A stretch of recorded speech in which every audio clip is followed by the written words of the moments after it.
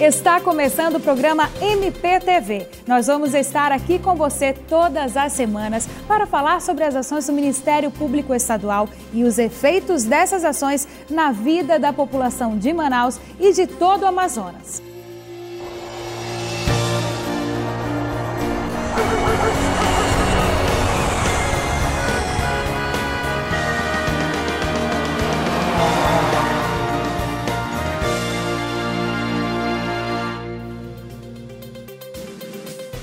A cidade de Manaus, capital do estado do Amazonas, conta com uma população de aproximadamente 2 milhões de habitantes e está entre as cidades com maior crescimento populacional nos últimos 10 anos. De acordo com o Instituto Brasileiro de Geografia e Estatística, a taxa de crescimento da população é de 22%. A maior do país. E mais, 62,74% dos habitantes do Amazonas se concentram em Manaus. O quadro toma proporções ainda mais graves se levado em conta que a maioria dos bairros e comunidades surgiu sem qualquer planejamento, fruto de invasões e algumas delas em áreas de risco que não atendem às mínimas condições de salubridade e segurança. E este é o assunto que vamos discutir hoje, aqui no MPTV. De manhã cedinho, Maria do Carmo já caminha pelas ruas estreitas da comunidade Santa Luzia, onde mora há 15 anos. A rotina é a mesma. Um vizinho, um amigo aflito, todo mundo pede ajuda para resolver problemas do bairro. Do Carmo é uma dona de casa de 45 anos. Ela cria os 3 filhos sozinha. Da produção de bolsas, cortinas e puffs, que faz aproveitando garrafas PET e outros reciclados, tira o sustento da família e ainda acha tempo e disposição para batalhar por melhorias para a comunidade. Quando eu assumi a Associação de Moradores, eu sabia a responsabilidade que ia ter como mãe, como cidadã, como esposa, que na época eu tinha marido, agora não tem mais. Mas assim, a gente tira um tempo. Porque essas pessoas que confiaram no meu trabalho e confiaram em mim, então eu tenho que mostrar para eles confiança e buscar aquilo que vai melhorar a nossa vida. Há quase 10 anos, do Carmo começou uma verdadeira guerra para legalizar o fornecimento de energia elétrica na comunidade e para socorrer as mais de 30 famílias de uma área do Santa Luzia conhecida como Buracão, área de risco de morte para quem morava ali. Essas pessoas moravam na área de risco iminente, era um barranco que deslizava, caía sempre que chovia, né? Aí quebrava o barranco, caía. Porque ali a gente conviveu com tudo, com o lixo, com o risco de tudo, porque tudo era ali, por ser um buraco, eles moravam lá embaixo, era muito lixo. A líder comunitária correu atrás e encontrou no Ministério Público o parceiro ideal para solucionar o problema de moradia daquelas famílias e também conquistar melhorias para a comunidade. Maria do Carmo é uma lutadora, né? É uma mulher que tem uma fibra muito grande e que eu digo para ela sempre que ela merece todo o meu respeito aqui e que o Ministério Público vai estar sempre portas abertas para ela reclamar, inclusive do promotor se não estiver trabalhando. Com a ação do Ministério Público, 30 famílias foram retiradas de lá e a maioria vive hoje no conjunto Cidadão Petrópolis, construído pelo governo do estado. Sem o Ministério Público, eu acho que já tinha desistido, porque assim, a gente não foi um grande parceiro mesmo de luta que a gente está, e eu sozinha acho que não ia conseguir as coisas que a gente conseguiu aqui para dentro. E digo que só isso aconteceu porque nós somos parceiros, porque assim, nós juntos fomos buscar, porque eu sozinha não ia fazer, não adianta eu querer e eles não quererem. Tem outras coisas para ser conquistada e isso a gente vai buscar mais lá para frente, junto com os moradores, junto com eles, porque um trabalho não se faz com uma pessoa. Ex-morador do Buracão, seu Zé da Silva hoje cuida da casa, das árvores que plantou, faz pequenos concertos e lembra dos tempos de agonia. Eu me pegava com todo o santo com Deus para ver se não chovia muito, por causa na hora de desabar aquilo ali. Saí, não sei nem de um buraco para cair no céu, né?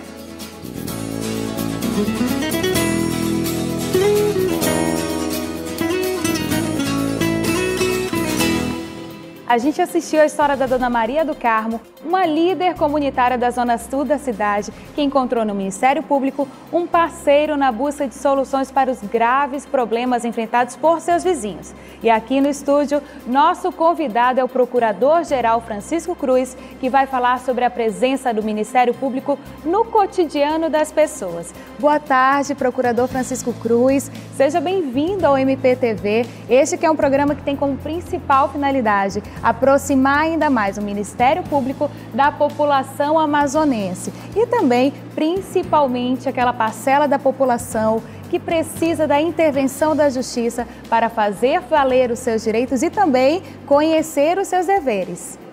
É isso mesmo, também esse programa ele tem esse propósito. O propósito, como você bem disse, de aproximar a sociedade de nossa instituição, que é uma instituição que nasceu para servir. Uma instituição que é formatada para atender a sociedade, especialmente as pessoas mais simples.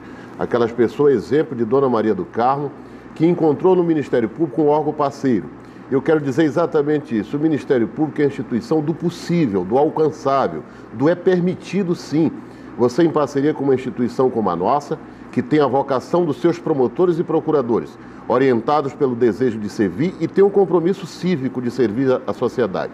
Essa é a instituição que nessa parceria agora com a TV Cultura buscará irradiar essas nossas ações, não no sentido de mostrar, no sentido da propaganda, mas no sentido de dizer que é possível conquistar e o Ministério Público é essa instituição que estará sempre de portas abertas para, em parceria com a sociedade, buscar melhores dias, propiciar melhores condições de existência para o jovem, para o adolescente, para o idoso, de modo que a gente possa viver melhor.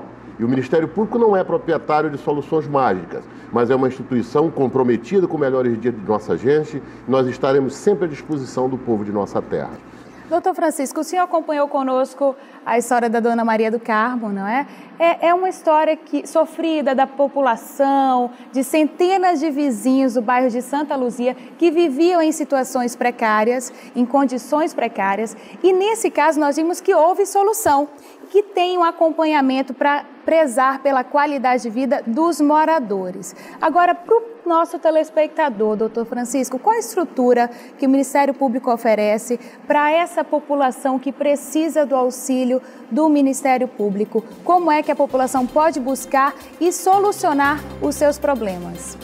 Pode dizer com franqueza, é inegável que nós ainda temos uma deficiência, e é uma deficiência histórica. Para você ter uma ideia, hoje nós só somos 77 promotores de justiça na capital. Somos 64 no interior e 19 procuradores. Nós estaremos nomeando já no início do ano novos promotores para o interior e possivelmente promovendo esses promotores para a capital. Ninguém pode negar que a nossa estrutura ainda não atende na plenitude às demandas de nossa gente. Nós compreendemos que os nossos débitos são históricos. No entanto, nós já temos hoje um serviço, sim, que já corresponde a alguma resposta dessas demandas. Nós temos as promotorias especializadas. Esse caso, por exemplo, que nós assistimos, é permitido essa iniciativa de Dona Maria do Carmo, onde o promotor o atende, e quero mais uma vez fazer um registro. O promotor que tratou a senhora muito bem, Dona Maria do Carmo, está certo, é assim que se faz, mas ele não fez nenhum favor. Isso é obrigação. Nós somos servidores públicos, nós somos remunerados por essa sociedade que a senhora faz parte. Quando a senhora nos procura, a exemplo de cidadania, esse exemplo da senhora é um grande exemplo que deve ser seguido.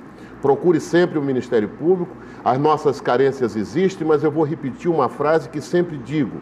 No Ministério Público pode faltar estrutura, mas o que não vai faltar nunca na nossa instituição é o desejo de servir, especialmente essas pessoas mais simples. Procurador, e como a população pode identificar os casos que são de competência do Ministério Público quando procurar o MP? O Ministério Público, por força de determinação constitucional, nós não cuidamos dos interesses individuais. Nós cuidamos dos interesses coletivos e salvos aqueles individuais quando forem disponíveis. Por exemplo, você vai dizer para mim, mas o que seria um direito indisponível individual? Por exemplo, o direito à vida. Ele é individual, mas se acontece um crime, independe da vontade da família lutada, que o promotor de justiça tem a obrigação de processar o autor daquela infração. Os interesses coletivos. É frequente você ver o Ministério Público discutindo fixação de tarifa.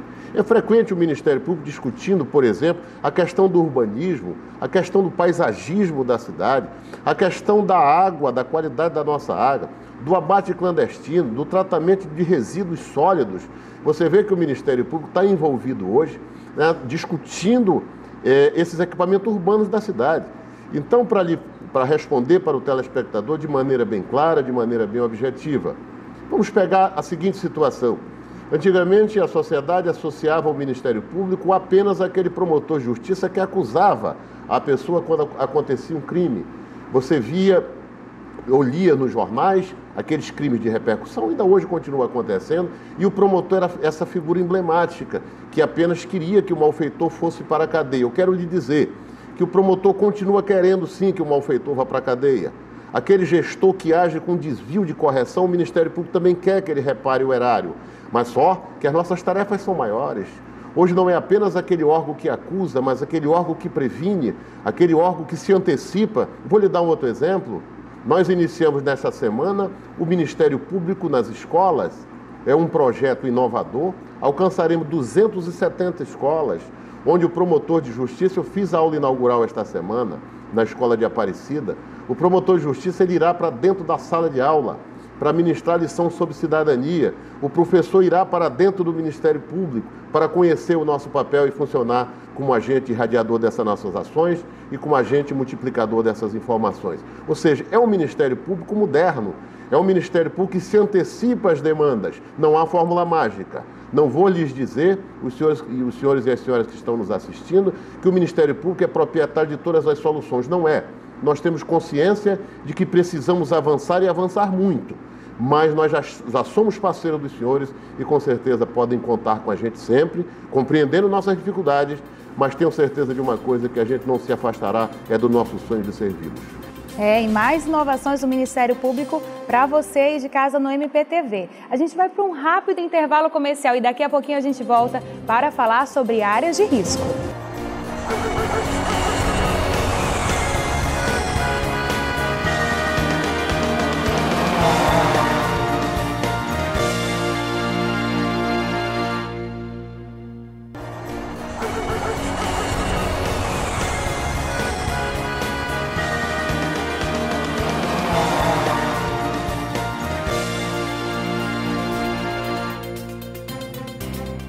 Estamos de volta com o MPTV e vamos continuar conversando com o Procurador-Geral do Ministério Público do Amazonas, Procurador Francisco Cruz. Doutor Francisco, qual o balanço que o senhor faria da atuação do MP? Qual a média percentual dos casos que chegam até vocês e são resolvidos com sucesso, seja por imposição de lei ou em parceria com outros órgãos públicos? Eu lhe diria, eu não tenho esses números com precisão e eu seria leviano se informasse com precisão, mas eu lhe diria que os números são satisfatórios. Daí a sociedade continuar nos procurando. E lhes digo que os números são satisfatórios. Não são suficientes ainda. A nossa busca é permanente. A nossa instituição é uma instituição que se constrói dia a dia. É uma busca incessante de servir a sociedade. E, portanto, as respostas são dadas hoje, mas ainda não no limite ideal. Porque, com certeza, esse processo é um processo de condição permanente. Então você, meu amigo cidadão, sabe que tem livre acesso ao Ministério Público, viu? E, doutor Francisco, quero lhe convidar agora para assistir uma matéria junto conosco e com todos os nossos telespectadores sobre as áreas de risco na cidade de Manaus. Vamos ver. A ocupação irregular do solo é um grave problema em muitas cidades brasileiras. Invadir um terreno e nele construir um imóvel pode, por um lado, resolver o problema imediato de moradia, mas o verso da moeda pode provocar uma tragédia se a invasão acontecer em uma área considerada de risco. As invasões já são condenáveis por natureza, porque já são pessoas que estão usurpando o poder de outrem, né? De outras pessoas. Então, é fundamental que não permitamos que as invasões aconteçam, principalmente em áreas de risco. Estão agindo, teoricamente, no seu interesse, mas estão colocando em risco a vida não só delas, mas também a vida dos seus dependentes, muitas das vezes. Isso é muito preocupante para todos nós. A cidade de Manaus tem quase 2 milhões de habitantes, numa área de 11.401 quilômetros quadrados. Resultado de uma ação civil movida pelo Ministério Público Estadual, foram identificadas até agora 61 áreas de risco. Então, nós entramos com a ação, na ocasião apontamos 33 áreas de risco, que hoje já são mais. Dessas 33, 8 são de risco iminente, ou seja, aquele que está prestes a ocorrer. Então, entramos com uma ação na Vara do Meio Ambiente, o juiz da Vara concedeu a liminar e hoje está lutando para fazer a retirada dessas pessoas. E fui até questionado, disse, mas doutor, poxa, e o direito à moradia? Essas pessoas têm direito de estar lá. Eu digo, olha, entre o direito à moradia e o direito à vida, eu prefiro ficar com o direito à vida, que é bem maior. Então, evidentemente que na minha ação, eu peço não só a retirada, mas a colocação dessas pessoas em uma área segura. Um dos bairros mapeados é o Grande Vitória, na zona leste de Manaus. Há 7 anos, mais de 50 famílias vivem em sobressalto a cada dia que chove. Mas até agora, muita gente não conseguiu sair de lá para um lugar seguro. Você está vendo que a situação aqui hoje está calamidade aqui, é tudo cheio de lama, dengue, malária, entendeu? Alagamento, barranco caindo aí, entendeu? A gente está sofrendo aqui aqui nesse lugar, viu? É porque a gente não tem condição de sair daqui para morar no aluguel. E a situação se repete na Rua do Areal, no Parque Mauá. Quando a gente acordou, a gente foi praticamente para dentro d'água, porque a chuva veio tanto pelo esse lado como por lá por trás, pelo barranco, já veio entrando por trás. Aí não deu, só deu para a rede mesmo suspender a rede, né, porque ele já dormiu na cama. Suspendimos mais alto, aí como somos 6, né, aí ficou 2 nessa rede, 2 nessa e 2 lá dentro.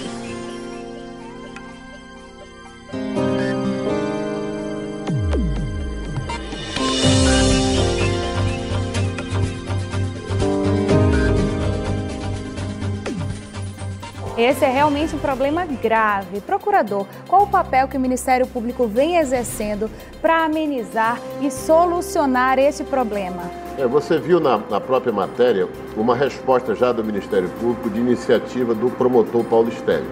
Isso significa dizer que é possível o Ministério Público exigir do poder público, e essa sua pergunta me permite que a gente faça uma reflexão mais ampla sobre o tema. Nós não queremos compelir o poder público a respeitar o cidadão pelo prazer que nós teríamos de fazer isso.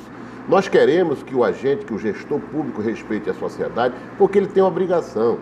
E você, cidadão, você tem que compreender que o senhor é senhor desse direito, o senhor não é objeto desse direito.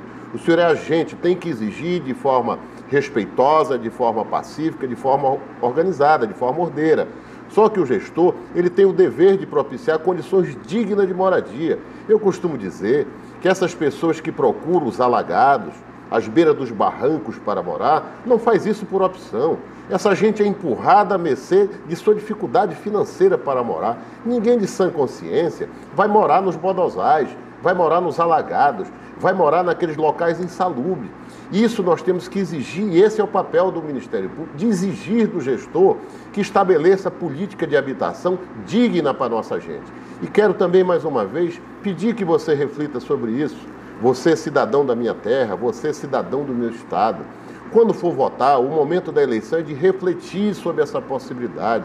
Não deixe se enganar por aquelas pessoas que ficam fazendo pregações fantásticas. Analise o perfil, veja a história dessa gente. Olha que eu estou dizendo isso muito antes de eleição. Eu não tenho nenhuma tendência para práticas políticas eleitorais e jamais serei candidato. Mas eu quero lhe alertar para que se organize, para que procure os centros de reflexão para pensar no momento da escolha. Porque não adianta depois ficar discutindo. O momento da sua decisão é no momento da escolha, daquelas pessoas realmente identificadas com essa causa de você, com a moradia, com a habitação, com saneamento, com educação, enfim, com acesso à cidadania, com condição de vida digna. O gestor, quando ele permite que você more de forma condigna, não é nenhum favor. Ele não merece o seu voto só por conta disso, ele apenas está cumprindo um dever que é um direito do senhor, que é um direito da senhora de morar de forma digna com seus familiares. Então, o Ministério Público faz essa política do possível, ao exigir a implantação de políticas públicas. Veja o que foi que o promotor de justiça disse. Ele, através de uma ação judicial, ele requereu que fossem tiradas, mas não é retiradas e lançadas embaixo da ponte, é retirada e colocada em condomínios, em locais apropriados para que o ser humano possa morar com dignidade, sua e os seus familiares. Dentro desse aspecto, doutor Francisco, de áreas de risco, foi feita uma espécie de raio-x. Explica um pouquinho para a gente como foi feito.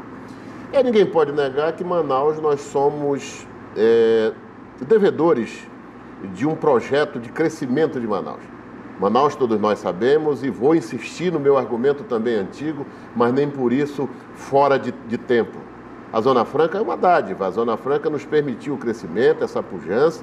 Nós estamos no ranking dos estados mais ricos, graças a esse modelo que é um modelo vitorioso, que é um modelo que precisa ser continuado, que é um modelo que tem permitido o nosso crescimento com desenvolvimento sustentável, com a preservação da floresta, mas isso também permitiu esse verdadeiro inchaço, o crescimento desordenado de nossa terra.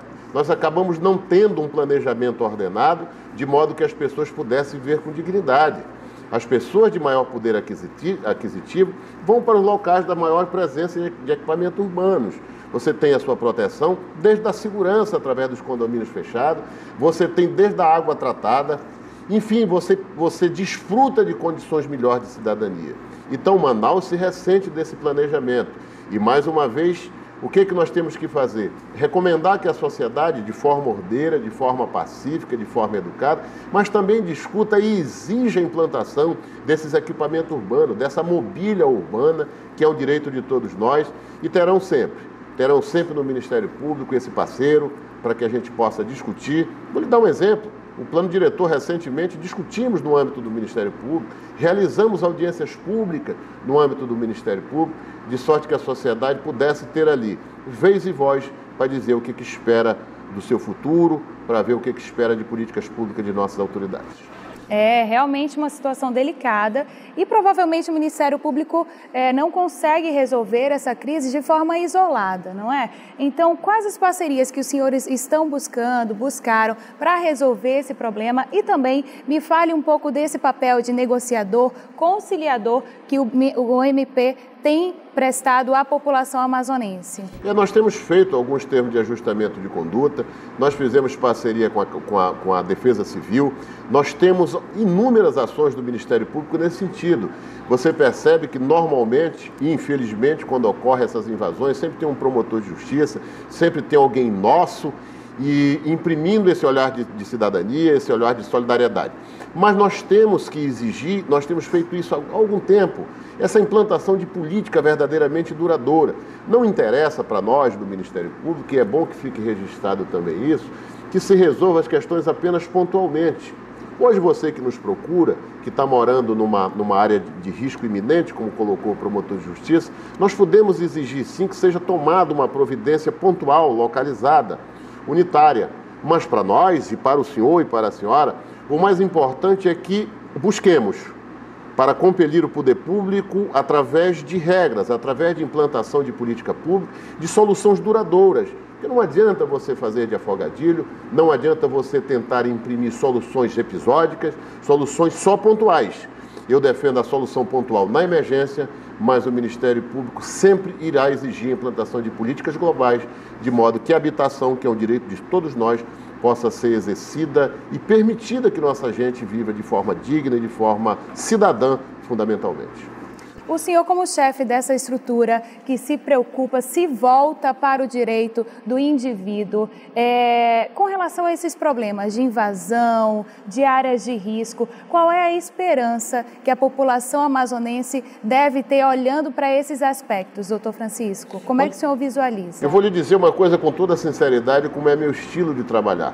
Eu sugiro e aconselho e peço que a nossa gente não se permita envolver por aqueles falsos profetas, aqueles candidatos de véspera de eleição que comparecem estimulando as invasões, às vezes valendo-se da miséria da nossa gente, às vezes valendo-se da nossa gente desprotegida social e financeiramente, para depois desaparecer. Então, o que eu sugiro? Sempre o meu argumento vai ser o mesmo, que busque a nossa instituição, que busque se organizar, de modo que a gente possa ter sempre soluções duradouras e não aquelas fórmulas mágicas, que nada sai de graça, nada cai do céu de graça e nada brota no chão. Nós temos que conquistar E para conquistar nós temos que ser cidadão, nós temos que estar organizados e a gente tem que ter sonhos. Sonho de exigir a nossa cidadania plena, sonho de querer uma pátria melhor, sonho de cobrar de nossas autoridades. Eu, como procurador-geral, o senhor que já foi lá, sabe que eu atendo a todos. E é claro que eu tenho minhas limitações, tanto de agenda como de possibilidade de realizar. Mas a nossa instituição será sempre essa parceira, no sentido da busca das soluções, e o Ministério Público com essa configuração. Não é porque eu seja o procurador-geral, não. Eu não estou discutindo a minha gestão. O Ministério Público é uma obra em permanente construção. Hoje eu sou o procurador-geral, amanhã será um outro colega de Ministério Público, mas eu quero deixar claro para a sociedade que nós temos um projeto de instituição e não de gestor. Amanhã o Francisco Cruz sai e outro gestor vai dar continuidade a esse grande projeto, que é fazer um Ministério Público pujante, um Ministério Público forte, um Ministério Público respeitado, que não protege pessoas, mas que também que não lincha, busca o cumprimento da lei apenas e tão somente. Então você, cidadão, faça valer os seus direitos, viu? E agora a gente vai para um rápido intervalo, mas já já a gente volta com mais MPTV.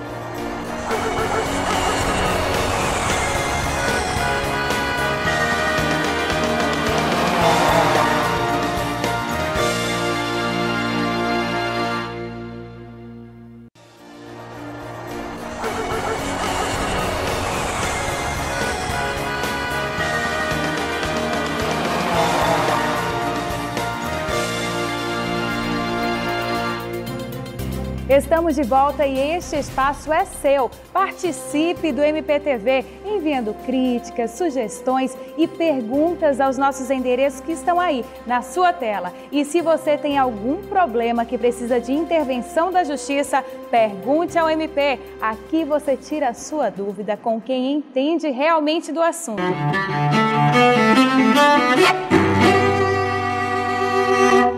Meu nome é Rocilane, eu moro no Conjunto Jardim Versalhes. Eu gostaria de saber como é que está a atuação do Ministério Público no interior do Amazonas. Eu gostaria de saber como é que vai ficar a situação dos moradores, tanto de Benjamin quanto de Atalaia do Norte, uma vez que foi retirada a comarca dos dois municípios e agora nós teremos que nos deslocar até Tabatinga, quando necessitarmos de algum serviço. Então, procurador, qual auxílio que o MP pode prestar a essas populações dos municípios que têm dificuldade de acesso aos serviços da Justiça? Hoje nós estamos com déficit ainda de 7 promotorias do interior, mas em janeiro nomearemos 13 promotores em janeiro, de modo que o déficit do Ministério Público será zero. Nós estamos com um projeto de expansão da rede física no interior, de sorte que todos os municípios possam ter os nossos prédios próprios. Os já existentes serão reformados, os insuficientes serão ampliados e os inexistentes serão construídos. Nós estamos com um projeto chamado Sedes Próprias, Construindo Cidadania. É um projeto ousado, um projeto arrojado. Estaremos iniciando no próximo ano a construção do Iranduba, Parintins, Itacoatiara, Presidente Figueiredo e Coari.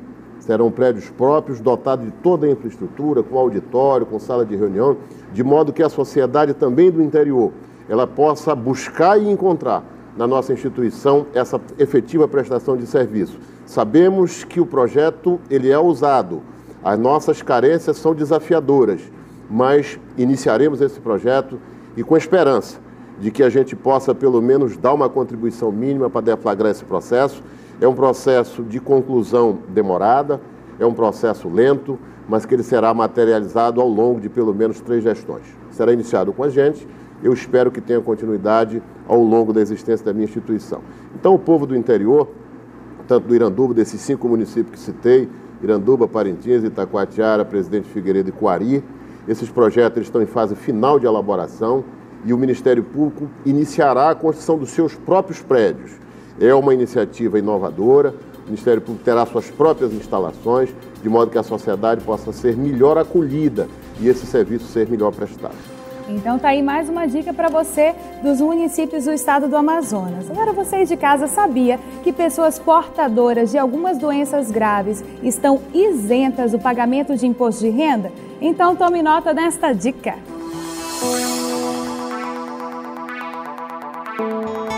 A Receita prevê essa isenção para aposentados e somente para aposentados que tenham rendimento provenientes da própria aposentadoria, de pensão ou pensão alimentícia. O aposentado que tiver um rendimento proveniente de outras fontes, como serviço autônomo ou aluguéis, deverá pagar sobre essas rendas o imposto normalmente. Para ter direito à isenção, o contribuinte deverá apresentar na sua fonte pagadora um laudo pericial proveniente de um médico oficial da União, Estado, Distrito Federal ou município. E, no caso de ter a isenção, isso não faz com que o contribuinte não tenha que apresentar a sua declaração anualmente. Mais uma dica do MP para você. Procurador Francisco Cruz, foi um prazer tê-lo aqui em nosso programa de estreia para falarmos sobre assuntos polêmicos, mas de tão grande interesse de toda a população. Realmente um motivo de muita alegria para nós do Ministério Público firmar essa parceria com essa televisão, que é uma televisão que se confunde com a história de crescimento de nossa terra. Tenho certeza que essa televisão será vitoriosa ainda mais do que já foi em toda a sua história, terá o Ministério Público como parceiro na busca de apenas prestar um serviço. Que fique muito claro que não se trata de propaganda institucional, se trata de uma prestação de serviço, o Ministério Público como agente de transformação da sociedade em parceria com a televisão, de modo que o senhor e a senhora, que são destinatários de nossas ações, possam compreender melhor o nosso papel e até nos utilizar mais em busca de uma melhoria da condição de vida. Esse é o propósito. Parabéns à televisão pela iniciativa e nós do Ministério Público também estamos muito satisfeitos em poder contribuir com esse novo formato, com essa nova programação dessa televisão vitoriosa. Muito obrigada mais uma vez e nós chegamos ao final desta edição do MPTV. Na próxima semana estaremos de volta com outro tema polêmico: o Estatuto da Criança e do Adolescente e a ação do poder público e da Justiça no tratamento aos adolescentes infratores. Não percam! Até lá!